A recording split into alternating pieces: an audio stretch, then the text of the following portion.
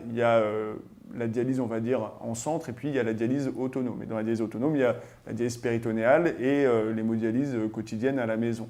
Et donc effectivement, c'est extrêmement important que les patients soient au courant qu'il y a ces différentes modalités de traitement, parce que pour pouvoir choisir, il faut avoir eu cette information. Et c'est vraiment généralement la volonté du patient qui va être le premier élément. Après, bien sûr, il peut y avoir, que ce soit pour la transplantation, pour une des modes de dialyse, des contre-indications.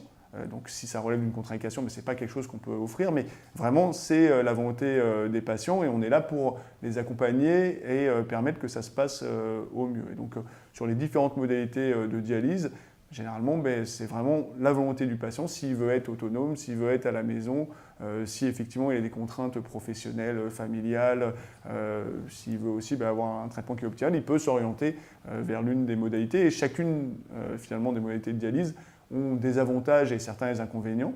Et donc en fait, en fonction du mode de vie et du choix du patient, ils vont choisir quelle est la dialyse qui est le mieux adaptée à leur vie.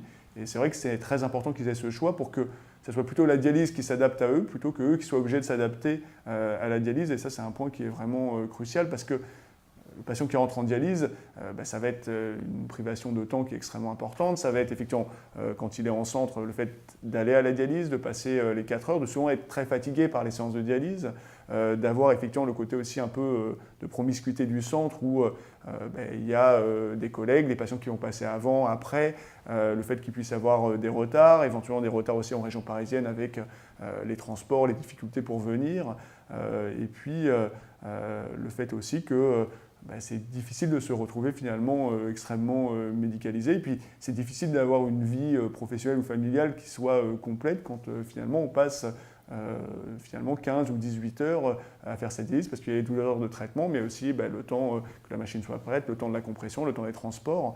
Et c'est vrai que pour un certain nombre des patients, finalement, ils vont vouloir faire le traitement à la maison parce que ça va leur apporter des bénéfices là-dessus. Et puis il faut savoir aussi que les reins fonctionnent normalement 24 heures sur 24, 7 jours sur 7.